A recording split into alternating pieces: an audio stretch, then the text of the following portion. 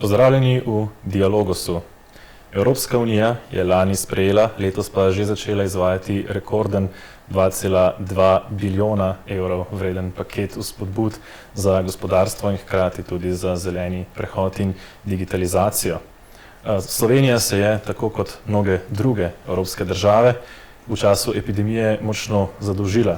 Hkrati danes beležimo visoko gospodarsko rast, rekordno nizko brezposelnost in že opazno višjo inflacijo.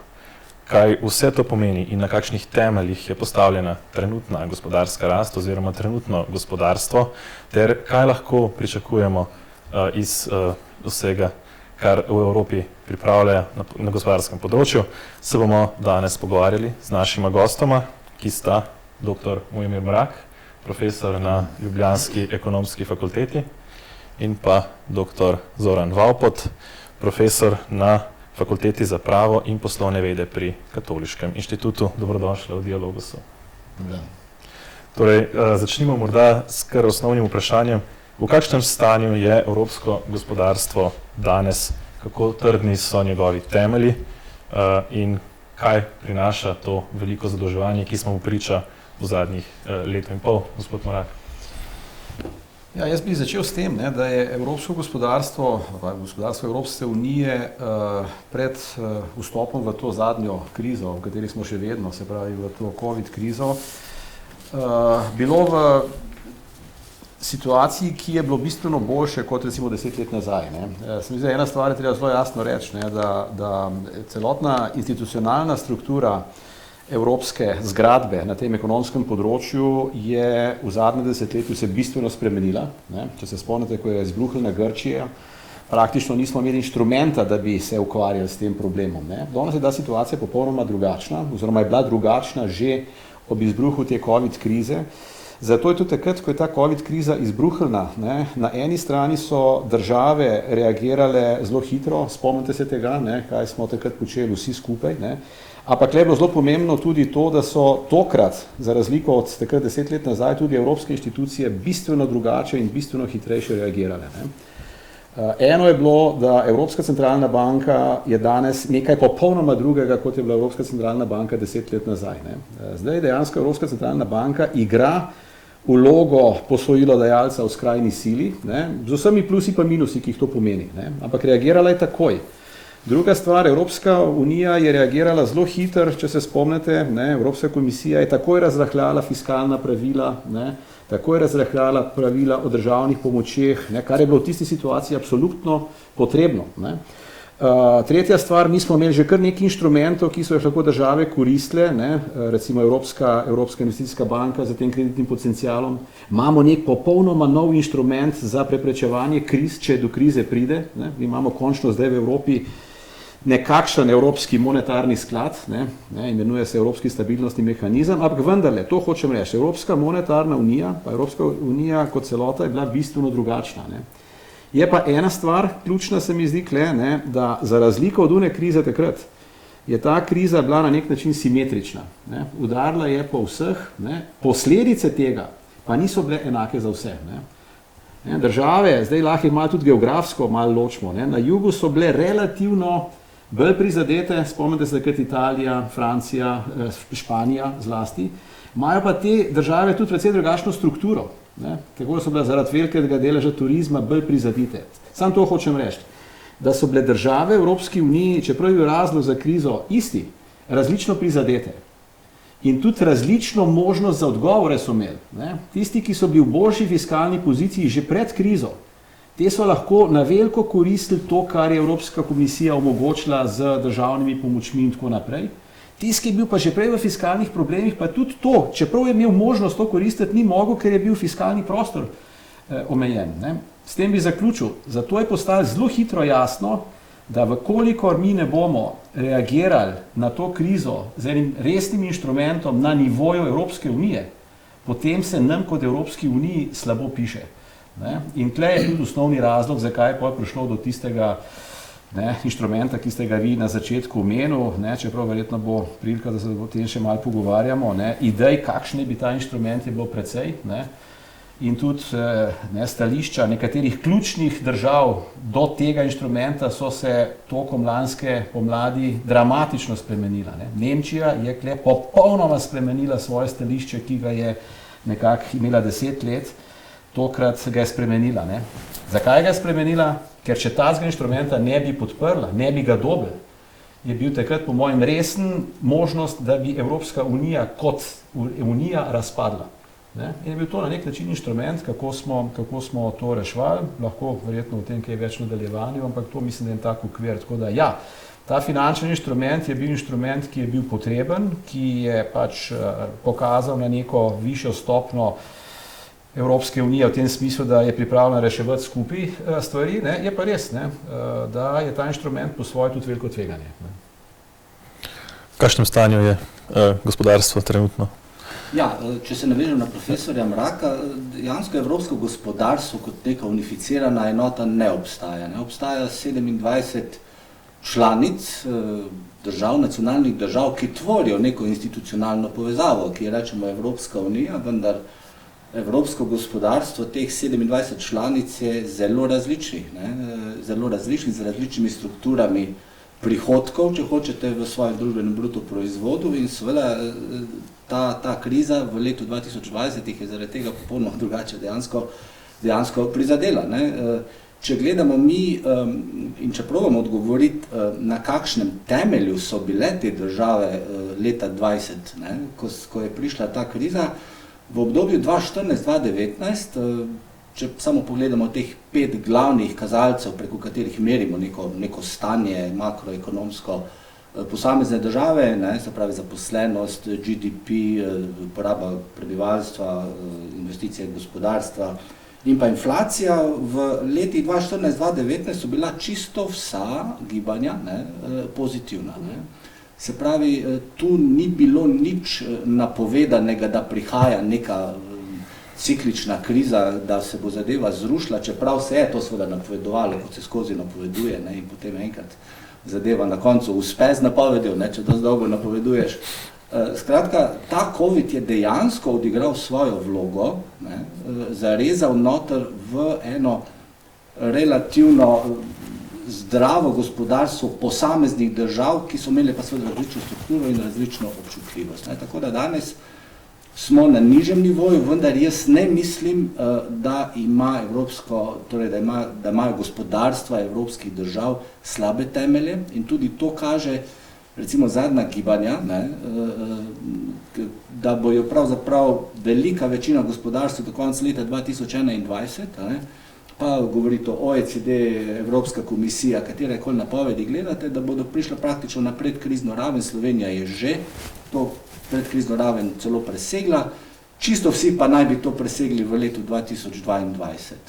Pa je ta rast oziroma ta odboj osnovan nekje na realnosti ali v bistvu je temelji na teh spodbudah, ki so jih države vložile v gospodarstvo in kaj to pomeni za trenutek, ko bodo države umaknile te spodbude, recimo, ko tega ne bo več? No, te spodbude ne bodo tako hitro umaknjene, ker so dolgoročno naravnane. Ampak kljub vsemu, jaz mislim, da gre tu za realno povpraševanje. Nekaj drugega imamo zdaj le večjo težavo. Povpraševanje niti ni več problem v zadnjem obdobju. V zadnjem problemu je težava izpolnjevanja naročil. Prekinjene logistične verige, pomanjkanje delovne sile, sploh za podjetja, ki poslujejo z azijskimi državami. Pojavlja se težava z izpolnjevanjem naročil. Se pravi, ta povpraševalska stran ni več problematična, izpolniti se ne da naročil. To pa je zdaj resnična težava. Mogoče malo še en dodaten komentar. Ja, absolutno, situacija se bistveno spreminja. Vi se spomnite lansko leto, ko je prišlo do teh lockdownov praktično po celem tem razvitem svetu, so gospodarstva zgrmela dol. Padle so cene surovin in to je pa vse v bistvu to na nek način peljalo. Zdaj v letošnjem letu je, kar se saj tiče gospodarske rasti, že to, kar je bilo rečeno, če smo prišli na predkrizno raven v enem letu, pomeni, da v tem letu rastemo dejansko zelo hitro. Zdaj jasno, delno je to sigurno bil rezultat tega, da so ekonomske politike praktično po celem, govorim predvsem razvitem svetu, tam, kjer so lahko to naredile, intervenirale z velikimi fiskalnimi inštrumenti. Jasno, zdaj pa ta gospodarska rast se toliko razširila, da to, kar je bilo že rečeno, postaja vse več omejitev na strani ponudbe. In zelo jasno videvamo, da se začenjajo kar resni inflacijski pritiski. In zdaj jasno, inflacijski pritiski zaenkrat, če se spomnite, poletje je bilo zelo govora, da so te tranzicijski, da je to zdaj stvar pred jesenjo, pa čez zimo, pa bo pa to izvenelo. V Ameriki tega ni več, te diskusije več, da je to čisto začasno. V Veliki Britaniji to še ni, tudi podobno. Evropska centralna banka še vedno v bistvu vztraja na tem, ampak moja napoved je, da bo tudi Evropska centralna banka morala preprosto to zgodbo majčkeno korigirati, ker veste, ko ima enkrat Nemčija 6% inflacijo, ko je inflacija v Evropski monetarni uniji 5,9%, pol to, veste, ni več hudo prepričljivo govoriti, da je to samo tranzicijska stvar. In zdaj jasno, čim pa bojo prišli te inflacijski pritiski v plače, potem pa jasno to pomeni neko majčkeno drugačen tip inflacije, ne samo, da se bo stvar izvenela marca, aprila, ampak bo šla nekam naprej. Čim pa bomo soočeni s to majčkeno bolj tako inflacijo, je pa nujno, da bo prišlo do spremembe makroekonomskih politik. In tukaj govorim na eni strani, nujno bo, da bo prišlo do spremembe v monetarni politiki. Jaz ne govorim o tem, da bo zdaj prišlo kar do enega velikega povečanja obrestnih mer. Sam to, da pa morala Evropska centralna banka začeti omejevati odkupovanja svoja na sekundarnem trgu državnih obveznic, pa še kakšnih drugih papirjev, to je pa dejstvo. In dragi moji, čim bo do tega prišlo, se bo začelo to, da se bo zadolževanje držav članic evroobmočja na mednarodnih finančnih trgih začelo razlikovati, ker zdaj so praktično zadolževanje skoraj vseh držav po isti obrestni meri. Verjetno se bomo strinjali, da nismo v isti kondiciji, eni Nemci, pa ne vem, še kdo drug. Razlike zdaj so toliko majhne, predvsem na račun likvidnostnih razlik. In te razlike bojo zmeri ostale. Ampak ko bo pa ta, bi rekel, vpliv Evropske centralne banke se začel zmanjševati, pa jaz še nisem omenil, da bo prišlo enkrat tudi do povečevanja obrestnih mer, potem se bodo pa, da rečem tako, te čeri začele kazati. In to je zdaj ena stvar. Takrat se bo bistveno začela spreminjati situacija v makrookolju. Druga stvar, ki bo bistveno spreminjala situacijo v makrookolju in kjer moram reči, da imam jaz malo tudi probleme s tem, kar v Sloveniji počnemo, Evropska monetarna unija ali Evropska unija se bo morala vrniti na neka fiskalna pravila. Če se gremo monetarno unijo, potem ta monetarna unija rabi fiskalno nogo. Ker če ne bomo tega priznali, bojo zelo hitro trgi priznali. Verjetno se spomnite, da Slovenija je prišla na rob bankrota leta 2013. A veste, koliko je bil javni dolg slovenski? 45% BDP-ja. Se pravi, bistveno manj kot neki maastrichtski kriterij. Pozabimo na maastrichtske kriterije v tem smislu, da je to neki, če se tega držimo, smo pa ne vem varni. Ne. Ena ključnih stvari, ki jih pokažejo trgi, je, da so, če pride do enega cirkusa, so majhne države relativno bistveno bolj občutljive kot velike. To ni pravično, ampak to je dejstvo. In imeti ena Slovenija javni dolg 80% ali pa ena Nemčija 80%, dragi moji, to ni isto. Z stališča percepcije finančnih trgov je to bistvena razlika. In jaz upam, da se tega vsaj približno zavedamo. Tu je še mogoče eno stvar treba omeniti, mogoče zdaj te prave razloge inflacijskih pritiskov se majčkeno maskira s to divjo rastjo cen energentov. In zdaj vsi nekako spremljamo to gibanje cen energentov in si rečemo, zdaj, če se bo pa strošek plina pomeril v pomladi 2022, da potem bo pa zadeva dobra. In potem bo pa naenkrat ne bo več inflacije, naenkrat bomo spet zaplavali. To je lažno upanje. To je sicer res, da se bo umiril, zelo verjetno te cene energentov se bodo umirile v pomladi, to je dosti realna napoved, ni pa nujno, da bo inflacija temu sledila. In če bo prišlo do ne samo do nadaljevanja stopnja, pa celo povečanja stopnje rasti, potem bo pa prišlo do teh težav, ki jih je dr. Mrak omenil, se pravi, bo se treba pa resno začeti pogovarjati. Zdajle smo še v neki taki, kako bi rekli, malo smo še uspavani od tega denarja, ki smo si ga naložili, in upamo na svetlo leto 2022. Ampak že včeraj, recimo, je zadnja napoved OECD-ja, samo zaradi omikrona, en nov sev COVID-a se pojavi, cak pa je že 0,1 stopnja znižana napoved za gospodarsko rast, svetovno gospodarsko rast v prihodnjem letu. Tako volatilne še te stvari. Še ena stvar je, mi se doskrat pogovarjamo o tej COVID krizi, več ali manj o tem našem dvorišču, Evropa pa tako naprej. Zmeri bolj jasno postaja, da dokler mi tega COVID-a globalno ne bomo kolikor toliko rešili, potem bomo skozi živeli z temi problemi, mogoče ne lockdownov, ampak problemi z dobavnimi verigami. To, če bo v Afriki, če bo v Aziji, če bojo te problemi, bomo to mi zelo jasno čutili. Je pa res to, kar je bilo rečeno, da ta COVID kriza in te problemi s temi dobavnimi verigami so zelo jasno pokazali, da bo v tej globalizaciji, ki smo jo poznali recimo zadnjih 30 let, da kle prihaja do resnih sprememb. Če se spomnite, 15-20 let so firme selile svojo proizvodnjo na drug konec sveta, če je bilo ta razlika v ceni minimalna, zaradi tega, ker je vse funkcioniralo.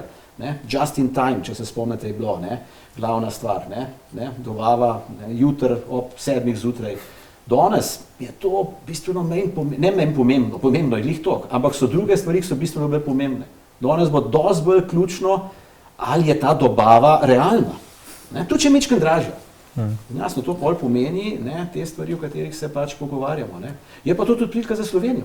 Če se te dobavne verige krajšajo, je to absolutno prilika za nas, da boš recimo bližje tistim, ki so te, da rečem, končni, dajo stvari skupaj. Tako da ja, to je neka prilika, ki jo jaz upam, da jo bomo izkoristili. To so geostrateški premiki, moramo vedeti. Kitajska je recimo v zadnjih 40 letih pritegnila približno 2000 milijard tujih dolarjev, tujih naložb. Zdaj seveda te naložbe so tam, ne moreš jih čez noč prodati, preseliti in tako naprej. Pa vendarle, kljub temu, lani so v Ameriški gospodarski zbornici, mislim, da je bilo v Singapurju, naredilo eno anketo med svojimi člani, podjetij na Kitajskem, in jih je 28% napovedalo selitev, oziroma malo drugače so se izrazili, uporabo alternativnih dobavnih verig, ne več samo Kitajske. Se pravi, tukaj imamo potem tudi drugo težavo, ni samo ekonomska težava za Kitajsko, to potem za Kitajsko to pomeni toliko in toliko 10 milijonov delovnih mest manj, sociološko, družbeno krizo, politično krizo Kitajske, in Kitajska je pa vendarle tako veliko gospodarstvo, da če se pa tu zdaj zalomi, vidimo, kaj se je dogajalo v zadnjih tednih z temi nepremičninskimi podjetji, če se tu zalomi, bo pa res v svet čuti, tako kot je včasih od Amerike, zdaj zna biti Kitajska glavni sprožilec, ker za Kitajsko se zdaj le bojijo, tako kot je bila, morda nekako, največji zmagovalec te globalizacije, da je lahko tudi največja poraženka globalizacije, zelo hitro. No, recimo zanimivo je to, kar vi pravite, kako se je zdaj pokazali pri evropski avtomobilski industriji. Dva proizvoda, eno so jasno te polprevodniki, v katerih je dosti govora, ampak je še en drug proizvod, jaz malo tehnično stvari ne poznam, neke aluminijsko-manganske neke spojine pri avtomobilski industriji. 85% jih naredijo Kitajci. In zdaj jasno, ko si imel na Kitajskem tole zgodbo z tole energetsko krizo, pa za dobavo premoga, pa tako naprej, Avstralija, so oni, jasno, nekaj teh tovarn zaprli, kar pomeni, da se je proizvodnja precej zmanjšala. Komu so dali najprej proizvode? Verjetno ni treba biti hudo dosti pameten. Najprej doma, pa pol malo okrog tam po Aziji. V Evropi tega zelo malo prišlo. Pa stojijo razni Renaulti, Revozi pri nas, pa po Evropi. Tako da, če gledate, v bistvu azijska avtomobilska industrija je zdaj v tem času bistveno manj prizadeta kot evropska. Ne? In zato je logično, da zdaj slišiš jasne pozive evropske avtomobilske industrije, ne, da je treba na teh stvareh postati majčkeno bolj samooskrben. To je tudi, če je zdaj odločitev, to je za 10 let. Ampak hvala Bogu, če je ta odločitev, ker jo bomo rabili. Ne? Jaz se spomnim enega podobnega primera, ne? Da se spomnite krize finančne, ko je izbruhnila. Pa smo rekli, pa to je en velik razlog za to krizo, so tele rating agencije, ki so vse ameriške. Ne? Mi moramo imeti neko svojo rating agencijo. Dragi moji, 10 let po tisti krizi smo še danes je nimamo. Je nismo naredili v Evropi, ne? Ker se takoj postavlja vprašanje, kdo jo bo naredil. Ne? Kdo bo naredil rating agencijo? Ne? A bo to, ne vem, Evropska komisija? Pa Evropska komisija naredila rating Grčije, pa je pa investitorji rekli, a se hecate vi, da bomo mi zdaj vzeli to kot verodostojno stvar. Ne? Se pravi, mogo narediti privatni sektor to. Zakaj privatni sektor tega ne naredi? Ne?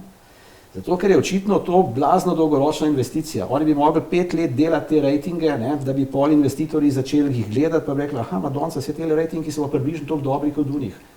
Ok, damo noter še Evropsko agencijo. Ampak 5 let bi delali, pa da rečem tako na suho. Tako da, to so te, če hočete, strateške stvari, kjer tudi, če se za nekaj odločiš, ne moreš stvar od danes na jutri spremeniti. Ampak jih je treba spremeniti. Je pa zanimivo to, da je to zdaj celo, o tem se recimo pri nas relativno malo govori in piše, ampak to je tudi obrambno-varnostni problem. Recimo Pentagon je na to celo, tudi evropske inštitucije, ki se ukvarjajo z varnostjo, so zelo pozorni recimo na eno drugo področje, na eno drugo industrijo, to je farmacevtska industrija. Naenkrat so pogruntali v zadnjih letih, da dejansko večina osnovnih surovin evropske in ameriške farmacevtske industrije prihaja iz Kitajske.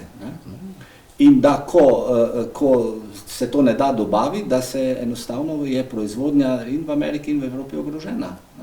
Potem smo sami videli, kaj se je lani dogajalo z maskami. Naenkrat smo ugotovili, da 90% proizvodnje mask je kitajskega izvora in da tudi, če bi jih lahko kupili, jih ne moremo dobaviti. Še en vidik je pri Kitajcih. Kitajci so ratali v zadnjem desetletju glavni kreditor v svetu. Glavni kreditor. Se pravi, oni so v bistvu s temi ogromnimi deviznimi rezervami. Kitajska ima 3000 milijard dolarjev deviznih rezerv. 3000 milijard. Slovenski BDP je koliko 50 milijard, se pravi to za koliko, praktično, se nočem primer, ampak hočem to, da imamo nek občutek. Skratka, ogromno deviznih rezerv, pri čemer so te devizne rezerve v 80% v dolarjih. Se pravi, Kitajcom trenutno ni v kakšnem hudem interesu, da pride do kakšne neumnosti z dolarjem. Ker predstavljate si, da dolar zdaj zgubi 10% vrednosti, zgubijo oni 300 milijard čez noč. Jasno, ker to vejo, strateško gledajo, kaj počnejo, počnejo to, da del teh rezerv v obliki teh strateških investicij plasirajo po različnih stvareh. Ena stvar, ki jo počnejo, oni strateško kupujejo luke. Ni sam Pirej to. V Evropi imajo Kitajci v 10 pristaniščih delež lastniški, jaz ne govorim o večinskem deležu, ampak lastniški delež. Kitajci sistematično financirajo izgradnjo infrastrukture iz pristanišč v notranjost kontinentov, vse to ni samo Evropa. Govorim za Afriko, govorim za Latinsko Ameriko. Tako da, kitajski pogled na globalizacijo, meni se zdi precej bolj podoben britanskemu v 19. stoletju. Tako, če ga že moram primerjati. Kdo je gradil železnice v Indiji? Velika Britanija, ampak ne Velika Britanija, firme, privatni sektor, zakaj? Da je prišel praktično do surovin, in tukaj je malo večkrat podobna ta stvar. Investirajo, kitajske investicije so že recimo celo v velikih državah, kot je Francija, ko bi rekli, da to so pa popolnoma neobčutljivi, ker so tako veliki in močni, pa vendar že imajo izraz zaskrbljenosti, tudi na političnem nivoju, in še nekaj se dogaja, ne samo, da kupujejo recimo na Azurni obali najboljše lokacije in tako naprej, kitajski investitorji, gospodarstveniki premagujejo francoske gospodarstvenike v teh državah, ki so jih nekako Francozi vedno imeli za svoje v Afriki, frankofonske države. V Senegalu dobi kitajsko podjetje biznis, francoska ne dobi in jim ni več jasno, kaj se dogaja. Če pogledate, smo pa mi tukaj v Evropi tudi butasti. Ne? Poglejte, most recimo tale dol Hrvaški, ne? Pelješac. Ja. Z evropskim denarjem gradijo Kitajci. Seveda. A si lahko kdo predstavlja, da bi evropska firma na Kitajskem gradila nek projekt, ki bi ga financirala kitajska država? Ma tudi za zamisliti, ne? Tako da, mečkam smo kle včasih bili v Evropi po mojem bolj papeški od papeža, ne? Zdaj pa se mi zdi, da te stvari skušamo malo popravljati, ne? Jaz mislim, da je prav, da jih, ne? In še ena stvar je, kle res lahko kakšne stvari popravimo kot Evropa, ne kot posamezna država, ne? Dajte mi odlično iztočnico, ravno ko govorimo o evropskem denarju, tega evropskega denarja bo v prihodnjih letih rekordno veliko. Kaj za Evropo to pomeni in ali bomo delali take neumnosti, oziroma kaj bo preprečilo, da ne bomo delali recimo takih neumnosti, kot ste jih pravkar recimo izpostavili, da se bo dejansko Evropa recimo na ta način dvignila, zrasla, ne, da bomo v bistvu ta denar poslali ven. Dajte, ena stvar, ko se pogovarjamo o evropskem denarju, treba vendarle postaviti ene stvari v en realen kontekst, ne. Proračun Evropske unije, sam nam en občutek, proračun Evropske unije predstavlja 1% evropskega bruto domačega proizvoda. Ne?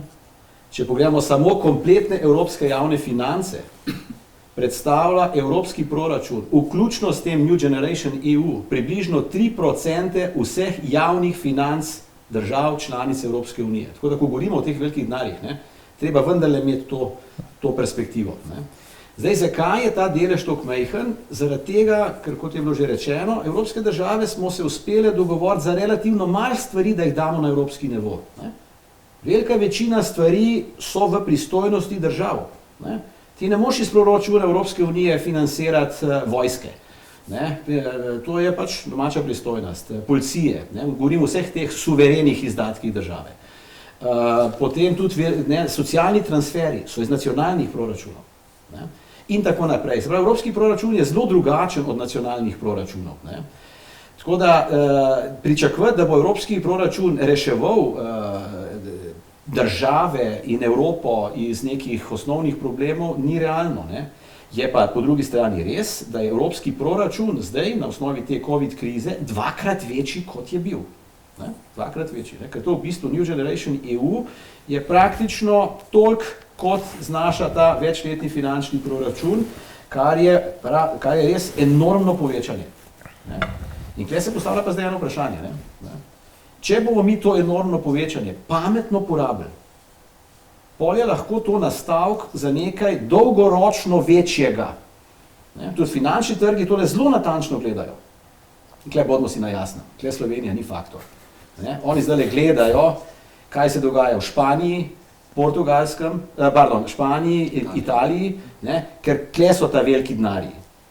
Ne, in vkolikor bosta Španija, Italija, Portugalska te denarje, da rečem tako, pametno izkoristile, bo tudi percepcija, če hočete, evrocone, gledano globalno, zelo dobra. Ne. In je to pa lahko lep nastavek tudi za neko nadaljne dobro sodelovanje kle. Če bomo pa kle, bi rekel, zavili stran z te poti, ne, da bo to koriščenje teh sredstev ne šlo za ravno pametne stvari, ne, ampak za nek business as usual, kar se je počel, ne, potem bo imel pa to zelo velik negativ efekt. Ne, pa se točno pokazalo, se pravi, Evropa se ni sposobna nekaj pametnega narediti, tudi če ima denar, se pravi, bolj da tega nima. Ne. Pol je pa to lahko kontraproduktivno. To je tisto, kar sem na uvodu rekel, ne, da je to velika prilika, ne, je pa to tudi velika tveganja, ne? So tudi velika tveganja. Da je jasno, da se pol v Sloveniji tudi pogovarjamo o tem, ne? Tudi za Slovenijo je to malo podobno, to je velika prilika. Ne? Ali bomo izkoristili ali ne, ali bomo se lahko previdno. Ja, to treba malo čarobno kuglo pogledati, kaj bo, ne? To ne vemo, ampak neka dejstva so pa nesporna, ne? Recimo ena Nemčija, ki velja zaradi svojega presežka trgovinskega, recimo za zmagovalko, evropsko zmagovalko globalizacije, ne? Ko pa pogledate številke, je pa manj kot 50% dodane vrednosti nemške se ustvari na geografskem področju Nemčije. Ne? Se pravi, še vedno je zelo vpeta v te mednarodne tokove in zaradi tega tudi občutljiva. Ne? Ja, Nemčija je, ne, recimo, med temi relativno velikimi državami, ne, bistveno bolj odvisna od tujine kot druge velike države. Ne? Mi dosti govorimo o Kitajski, ne? Blazni izvoz pa tako naprej. Ne? A veste, koliko predstavlja kitajski izvoz v deležu bruto domačega proizvoda Kitajske? Ne? V Sloveniji je to približno 70-80%. Pri njih je to okrog 30%. Kaj se to pomeni? To pomeni, da 70% tistega, kar se na Kitajskem proizvede, se vendarle potroši na tem ogromnem kitajskem trgu. Ne? In zato zmeri so majhne države relativno bolj odvisne od tega, kaj se dogaja v mednarodnem okolju. Poudarjam, relativno. Ne? Za Slovenijo to, kar se dogaja v mednarodnem okolju, je bistveno bolj pomembno kot za Kitajsko. Relativno. Kitajska, jasno, če večkrat karikiraš, oni lahko tudi sami sebe zrihtajo. Ne? Mi, če se nam recimo meje zaprle, potem ne, je naša, bi rekel, če hočete vse, od življenjskega standarda, bistveno bolj prizadeto. Ne? Tako da, ne, to je za nas, zato tudi v kontekstu, ko govorimo o Evropski uniji, ne, za nas je po mojem Evropska unija relativno bistveno bolj pomembna, čist gospodarsko, kot za te velike članice.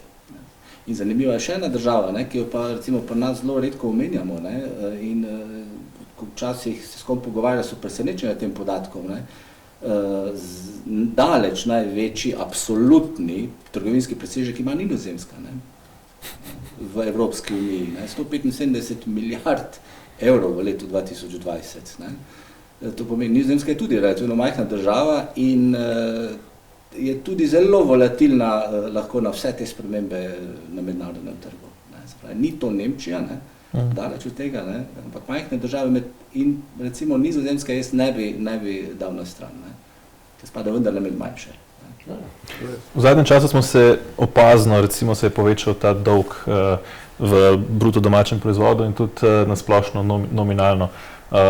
Kaj to pomeni recimo za prihodnja leta za odplačevanje tega dolga oziroma kako se bo to poznalo recimo na življenjskem standardu Evropejcev in gospodarstvu? No, glejte, javni dolg to je pač dolg države, do kogarkoli, ne, se običajno meri, tako bi rekel, če hočemo mednarodno primerjati, kot delež v bruto domačem proizvodu. Ne. Zdaj jasno, čim imaš ti kot delež, ne, imaš imenovalec in števc. Ne. To se mi zdi zelo pomembno. Ne. In zdaj jasno, ti lahko ta delež zmanjšuješ tako, da povečuješ imenovalec, kar pomeni bruto domači proizvod. Ne. Druga varianta pa je, da imaš ti ta proizvod relativno stabilen in zmanjšuješ števc, kar pomeni, da zmanjšuješ javni dolg. Ne. To govorim zaradi tega, ker če se spomnite, reševanje finančne krize evropske po letu 2010 je temeljilo predvsem na tem pristopu, da je treba javni dolg zmanjšati. Se spomnite tistih prodaj Slovenc 15 firm pa tako naprej, ne? Kako bomo prišli na 60%. Ne? To je bila, danes je več ali manj jasno, da je bil ta način reševanja dolžniške krize po finančni krizi ni bil ravno uspešen. Ne? Ta kriza je bila zdravljena kot fiskalna kriza, kriza pa ni bila samo fiskalna. Govoriti o eni Španiji, da je bila to fiskalna kriza, je neumnost. Španija je imela javne finance uravnotežene. Irska je imela javne finance uravnotežene, takrat, ko je padla v krizo. Se pravi, niso bile razlog za krizo javne finance. Grčija je druga stvar. Ampak mi smo zdravili vse z eno tableto. Ne? In to z temi restriktivnimi fiskalnimi programi. Ne? In jasno pokazali se, to je bilo, bodo si zelo odkriti, to je bilo zelo pod nemškim vplivom, da rečem tako. No, sej Španci, zakaj je bila kriza? Oni so gradili nepremičnine, nepremičninski trg, ki je bil stanovanja za Nemčijo, za nemški trg, ki jih pa potem ni kupil. Ne? Ja. Pa še ena stvar je, financirali so jih pa nemške banke. Seveda. Ko smo mi Grčijo rešvali, ne? Takrat je bilo zelo jasno, ne? Če se ne bo Grčije rešvali, bo treba rešvati nemške pa francoske banke. Ne? Eno ali drugo, ni bila alternativa rešvati ali ne rešvati. Samo vprašanje, koga je bilo za rešvati. No, pa da se vrne na tisti javni dolg. Ne? Zdaj, lejte, javni dolg je problematičen vedno, ko ga gledaš v kontekstu z gospodarsko rastjo in obrestnimi merami. Ne? In trenutno so obrestne mere, kot vemo, na nuli. In jasno, če so obrestne mere na nuli, pol je gospodarska rast vedno nekaj več kot nula in pol je ta vzdržnost javnega dolga lahko bistveno večja tudi pri večjih številkah. In to je ta problem, saj jaz imam s tem problem, ker danes kompletna politika smatra, da ker je to takšna situacija, se lahko na polno zadolžujemo. Jaz mislim, da to ni res. Zaradi tega, ker bo prišlo do spremembe obrestnih mer. Ne? In zopet, če si ti majhen, po mojem bi moral biti bolj previden. Ne? Zato, da zdajle, če gledaš statično, je to točno. Dinamično pa definitivno ni točno. Ne? In še nekaj ni točno. Ne? Točno ni to, da se zdajle mi lahko zadolžujemo, ne? Ker se lahko zadolžujemo, ker ni fiskalnih pravil. Fiskalna pravila bodo leta 2023. Tako da tisti finančminister, ko bo takrat, kdorkoli bo, ne? Kakršnakoli bo ta pravila, jaz vam garantiram, da bo takrat prišlo do resnega omejevanja. Ker bo moralo priti, če bojo fiskalna pravila se vrnila na nekaj stvari. Evropska komisija je zračunala, zdaj je bilo to objavljeno, jaz sem to tudi javno povedal, ne, da ima Slovenija za naslednje leto in leto 2023 predvidene najvišje strukturne primanjkljaje med državami članicami Evropske unije. Fajn, ki slišati kakšen komentar koga, ki bi to lepo komentiral, ali da to ni res, ali pa da to ni problem. Ga nisem slišal. Pa vi ga rad? No, jaz na dolg nasploh gledam kot težavo, zaradi tega, ker to je denar, ki ga trošiš, pa ni tvoj, ali ga pa še nisi naredil. Ne? Tako da dolg ali na nivoju posameznika, ali države, ali podjetja je vedno problematična zadeva. Ne? To je treba vedeti. Ne? Seveda, kot pravi dr. Mrak, dokler je gospodarska rast visoka in napovedi so visoke, ne, za Slovenijo čez 5%, oziroma potem smo tam že na 4,5%, pa do leta 2023, ne, to ne bo problem. Ne. To ne bo problem, zato ker ne verjamem, da bi šle obrestne mere tako visoko. Ne. Od takrat naprej je pa po moje bolj vprašanje nekaj drugega. Ne. Za nas bo to zelo verjetno težava, ampak če bo to težava tudi za ostale evropska gospodarstva, potem bo po moje se zgodilo podobno na nivoju, bi rekel, evropske politike, da bojo vsi zamižali na eno oko. Ne. Če bo pa nekaterim vendarle uspelo izboljšati strukturo, ne, sploh tem vodilnim državam, recimo Nemčiji in njenim partnericam vodilnim, potem pa znajo spet pritisniti, tako kot so znali pritisniti na Grčijo, na Španijo, recimo, in tako naprej, a ne. Potem pa zna biti to problem. Ne. Tako da ne vemo, kaj bo, ampak za naslednji dve leti ne kaže na težave, kar je pa lahko tudi varljivo, ker so potem težave lahko samo še večje, ko jih moraš reševati. Ne. Jaz moram reči, da gledam stvar nekaj več kot mislim, da je to naše obdobje. Jaz sem tudi javno večkrat rekel, drugo leto še ne bo problema. Drugo leto še ne bo problema, zato ker se ne bo tako hitro monetarna politika menjala in tudi to, kot pravite, fiskalna pravila še ne bojo. Ne. Problemi se bodo začeli nekaj kasneje. Ne. Kar jaz vidim kot problem, ne, v Sloveniji zdaj glede javnega dolga, ne, mi se zelo hvalimo za gospodarsko rastjo, kar je korektno in je res. Sam dajmo pogledati, da smo mi te stopnje gospodarske rasti dosegamo z relativno bistveno večjim zadolževanjem kot drugi. Vsi smo se zadolžili, ampak poglejmo nominalno, koliko smo se zadolžili mi, jasno kot procent BDP-ja, pa druge države, kar pomeni, da smo za isti efekt rasti, ne, porabili več, če hočete, javno-finančnega potencijala, ki ga bomo jutri krvavo potrebovali za zadolževanje, če bomo hoteli kaj narediti na tem področju zelenega prehoda. To je moja osnovna če hočete na nek način, zamera temu. Ne? In tudi temu, da ti zdaj recimo pri takih gospodarskih rastih se takole hvalimo, ne? Da je, in to dejansko je, ne? V bistvu teraš javno-finančni deficit, ki je še vedno praktično enak kot prejšnjo leto. Lansko leto je bilo to logično, ker je padel GDP. Letos pa pravimo, da gospodarska rast je odlična, ne, da smo več ali manj tam. Zakaj imamo bolj tak javno-finančni deficit? Tudi zakaj se pojavlja recimo praktično pregretost gospodarstva, hkrati pa... Problem je v tem, da na eni strani imamo izdatke, ki so še vedno vezani s korono relativno visok, ne? In ne me narobe zaroveti, absolutno so potrebni vsi te dodatki na področju zdravstva, pa še kje. Mislim pa, da imamo kupljenih izdatkov za tele dodatke v segmentih javnega sektorja, kjer krize, kakšne prav hude, ni več. Ne? Ampak to teramo naprej. S tem, da je proračun že itak naprej opredeljen 85%, pa ga ne moreš spremeniti. Proračun smo mi v letošnjem letu večkrat povečvali. Struktura, govorim, porabe, struktura porabe, osebni dohodki in tako naprej, te stvari so naprej opredeljene in to... No, zdaj druga stvar so pa jasno to, kar ste rekli, investicije. Ne? Mi smo šli, zdaj gremo v velike investicije, ne? Bilo je pa prej rečeno, ne? Da praktično ti nimaš delovne sile, nimaš unga, ne? Kaj se bo to pomenilo? Ne? To je sam pritisk na inflacijo. Ne? Dajte malo pogledati stvar, kaj se nam je dogajalo v letih 2006-2007. Takrat smo v Sloveniji imeli zelo jasno pregretost gospodarstva. Ne? Takrat in ben vedel, da bo kakšna fiskalna finančna kriza leta 2008. Ne? Ampak neki podobnosti tukaj imamo, absolutno. Ja, recimo, zdajle se že pojavlja, pri nas še ne toliko, ne? Pa ko gledate recimo Zahodno Evropo, se že pojavlja en pojav, ki ga poznamo iz časov bivše Jugoslavije, ne? Ki smo malo starejši, in sicer to, da so rabljena vozila postajajo v določenih trenutkih za določene modele dražja od novih. Zato, ker novih ni in jih moraš čakati, rabljenega lahko kupiš pa takoj, leto, 2 leti starega, in pridemo dejansko do zadev, ko sem jaz mislil, se jih nikoli več ne bo zgodilo v realnosti, ampak to se zdaj dogaja. Ne? To je pomanjkanje dejansko ponudbe, ne?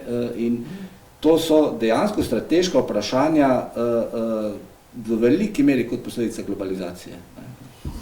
V veliki meri, ne samo. Kako bi bilo pametno recimo v teh razmerah ravnati kot recimo nek slovenski proračun, slovensko gospodarstvo, kako se na te stvari pametno odzvati? Mi vedno govorimo o državi, o politiki, ki upravlja javne finance in tako naprej, ampak zgodba se dogaja na mikronivoju, na nivoju podjetij. Ne? Podjetnik mora biti previden, ne?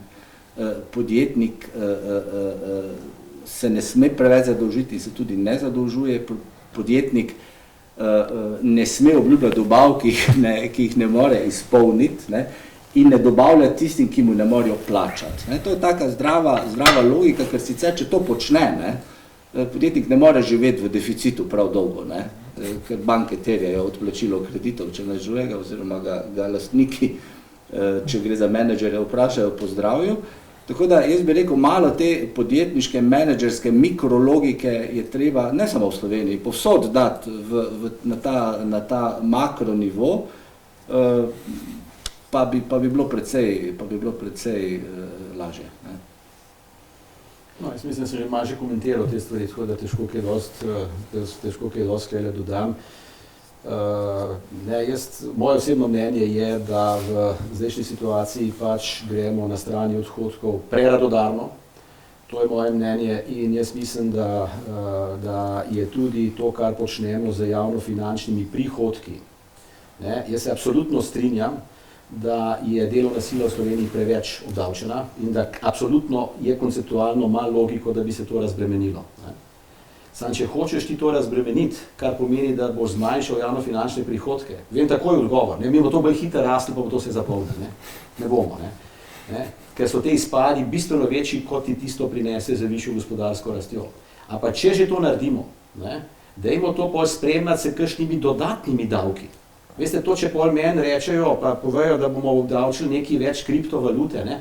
Slušajte, ja, to se fino sliši, ne? Ampak to za javnofinančni proračun bo zelo majhni dodatni zneski. Ne? Zakaj ne gremo enkrat končno v tole obdavčitev nepremičnin? 10 let jo pripravljamo. Ne? Vsaka vlada se jo izogne. Prosim, to ni zdaj diskusija za to vlado. Vsaka vlada se jo izogne. Ne? To bi bil sistemska sprememba, ki bi pol omogočala nek razbremenitev. Ampak obdavčitev nepremičnin je sociološki problem v Sloveniji, je politični problem, ni ekonomski problem, ne? Ker boste vi obdavčili prebivalstvo, takšen, bi rekel, sloje prebivalstva, ki nikjer na Zahodu ne živijo v velikih hišah, ne? In ne bojo z svojimi relativno nizkimi osebnimi dohodki ne bojo zmogli plačevati davkov, ki bojo sicer mogoče realni, z vidika neke mednarodne primerjave, ne?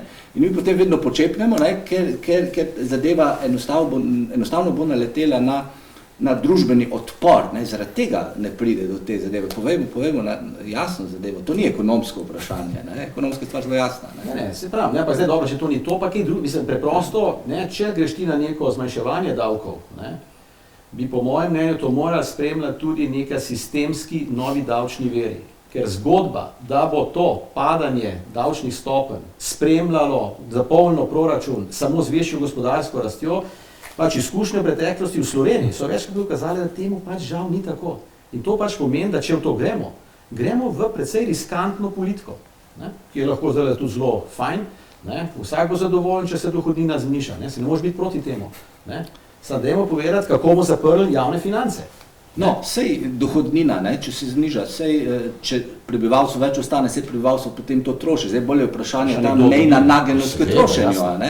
A smo, kakšna bo, ali bojo varčevali, a imajo produkte za kupiti, za investirati in tako naprej, ne? Ali bo pa to ostalo na bančnih računih, ker mi imamo ogromno denarja na bančnih računih. Samo nekaj kam ta denar gre, ne? Ja. Cene nepremičnin grejo v nebo, ne? Seveda. Da, kljub krizi, ne? Lansko letni, ne? Še ene točke bi se dotaknili, in sicer ta zeleni prehod, oziroma Evropska unija si je zadala visoke cilje do leta 2050, prideti nekako na nulo pri teh izpustih CO2 in tako naprej, kar zahteva ogromne investicije v energetski sektor, v promet in še marsikam drugem. Kaj recimo te obljube, ki si jih je Evropa zadala, recimo nedavno v Glasgowu na tem podnebnem forumu, pomenijo enostavno za evropske finance, za evropsko ekonomijo, ki je po eni strani že zdaj precej zadolžena, po drugi strani precej pregreta, načeta s strani pandemije in hkrati pričakuje še te investicije. Ja, zeleni prehod je biznis, ne? To moramo jasno povedati in s tem ni nič narobe, ne? Zato, ker če je biznis, je od zadaj racionalno razmišljanje, če ni biznis, je iracionalno razmišljanje in če je biznis, jaz verjamem, da bo zadeva izvedena učinkovito, prej bo prišla z nivoja nacionalnih politik na mikronivo, bolje bo izpeljana, ne? Se pravi, če bo dejansko čisto konkretno prebivalstvu, ne, omogočeno pridobivanje nekih subvencij, poceni kreditov in tako naprej, da bo investirali. Ampak, kaj veste, vi danes pogledate recimo ne vem, osebne avtomobile, ne? Osebni avto srednjega razreda, električen, ne, ki je nek zeleni prehod, ne, sestavni del zelenega prehoda, je stane toliko, kot stane hiša v neki recimo relativno manj razviti slovenski regiji, ne. Zakaj bi kupil tak avto, ne, samo zaradi tega, da bi malo pomagal razogljičiti našo družbo, ne? Zdaj, če pa, ne, bo ta avto stal kot dizel, ne, model, ne, potem pa ja, ne, potem se pa strinjam. Skratka, hočem povedati, ne, moramo pripeljati ta zeleni val na nivo da bo zanimiv za slehernega posameznika in bomo potem investirali v električne avtomobile, v fotovoltaiko na strehah in tako naprej, ne? Potem pa bo to pravi zeleni val. Dokaj bo pa to samo država skrbela, ne, za neke makroinvesticije, se pa bojim, da tudi, če bo do tega prišlo, da ne bo čisto racionalno porabljeno. No, ja, lejte, to je dejansko nek čist nov razvojni program, ne, ki, če je kdo misli, da ga bomo začeli udejanjati, pa ne govorim v Sloveniji generalno, kar je od danes na jutr, pač je to nerealno, ne. Jaz mislim, da to je nek proces, jaz mislim, da je prav, da se je začel, ne, verjetno je tudi prav, da se je začel ambiciozno, ne, ker če se ne bo začel ambiciozno, pa že tako ne bo, neč, mislim pa, da bo na njegovi poti realizacije kar precej nekih, če hočete, problemov. Res je tudi to, ne, da se ta program zdaj dogaja v eni zanimivi situaciji, tisti makroekonomski smo se prej pogovarjali. Ne. Mi smo zdaj na eni strani rekli, ne, da se bomo morali vrniti na neka fiskalna pravila. Ne. In to je dejstvo, če se hočemo imeti monetarno unijo zares, bomo morali neka pravila nazaj priti. Ne. Istočasno pa je treba investicije v to zeleno, pa tukaj pa res govorim, blazno povečati. Ne. Komisija je delala neke analize, raziskave, do leta 2030, ne, bi bilo potrebno investicije povečati, se pravi iz tega obsega za 300 milijard evrov letno. Ne. Zdaj jasno, delno so to države, delno je to privatni, ampak govorim o ogromnem povečanju. Ne. In zdaj jasno, kako je to ogromno povečanje investicij skupaj z fiskalnimi pravili. Ne? In zdaj ena od ključnih problemov, po mojem, za naslednjo desetletje je, kako ta fiskalna pravila uskladiti sočasno z temi investicijami za ta prehod, kakršenkoli zdaj že je. Ne? To je po mojem ključna dilema. Ne? Jaz mislim, da bo šla stvar v to, da se bo skušalo te investicije izuzeti ven iz fiskalnih pravil. Pridemo pa takoj do velike diskusije, kaj je zeleno. Imaš pa svetlo zeleno, pa temno zeleno, pa mečkar ne. Zdaj, ne vem, če kdo kaj spremlja to, zdaj je ogromna, taka bi rekel, zelo konceptualna diskusija, a je atomska energija zelena. Ti imaš zdaj jasno, imaš države, ki to zelo zagovarjajo, tudi mi smo med njimi, Nemčija izrazito proti. Po drugi strani imaš pa Nemce, ki so zdaj naredili drugi tok, severni tok, in oni jasno so pa glavni proponenti tega, da je plin zelen. Ampak jaz povem, kaj bo na koncu po mojem rezultat tega, da bo eno in drugo zeleno. To bo kompromis, to bo kompromis, ki je verjetno tudi edini realen. Mi po mojem brez atomske energije nekega prehoda, pa ne govorim zdaj za Slovenijo, ne moramo narediti. Ti ne moreš zdaj vse ustaviti in pol, da bo z vetrnicami tole, istočasno boš pa ljudi porinil v elektroavtomobile, kje pa elektriko dobil. Tako da stvar je precej rekel, kompleksna, in tle jaz moram reči, da je se bil jaz malo probleme z tem našim razvojnim programom. To zdaj govorim tudi zato, ker sem to javno večkrat povedal in to povedal takrat, ker smo začeli programirati. Ko je Slovenija ta program na lansko leto, ko je bil dogovor, koliko denarja je namenjenega Sloveniji, na tistem vrhu junijskem, New Generation EU, potem mora vsaka država narediti program, kako bo ta sredstva porabila. Osnovni namen teh sredstev je pa na eni strani borba proti COVID-u in po drugi strani v bistvu ta zeleni prehod. In jaz sem bil pač mnenja, da bi morali tukaj v bistvu veliko večino teh sredstev dejansko nameniti za ta zeleni prehod in pomagati tudi jasno gospodarstvu, da se bo za te stvari usposobilo. Pazite, ne pozabiti, mi imamo poleg tega še 3 milijarde denarja za kohezijo, kar pomeni, da lahko te regionalne stvari s tistim delamo. Ne, žal smo v bistvu ta nacionalni reformni program zelo, po mojem mnenju, razprčkali. Mi smo formalno sicer, da so odkljukali, da imamo 40%, pa dajte pogledati. Mi dajemo za digitalizacijo denar več ali manj za digitalizacijo javne uprave. Ne me narobe razumeti, tudi javna uprava rabi digitalizacijo. Ampak minimalno dajemo za digitalizacijo gospodarstva. Nemci popolnoma obratno. Veliko večino dajo v digitalizacijo gospodarstva. Skratka, naše preference tukaj so bile malo drugačne. To je pa bila odločitev vlade. Če se spomnite, ta dokument je bil pripravljen praktično v tajnosti.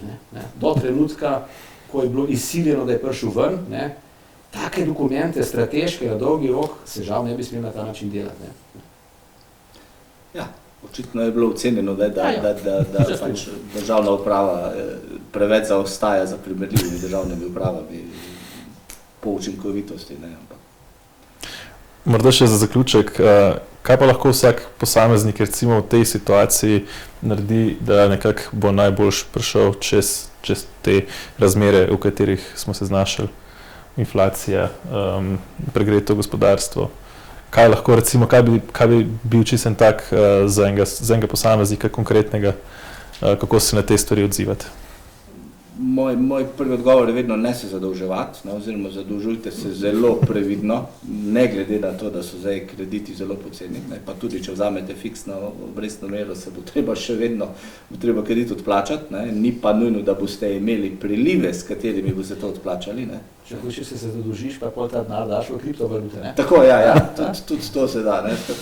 To je sigurno prva stvar, druga stvar pa je čisto na nivoju osebnostnih kompetenc, razviti osebnostne kompetence, kjer si tako dober, da imaš relativno malo konkurence na trgu delovne sile.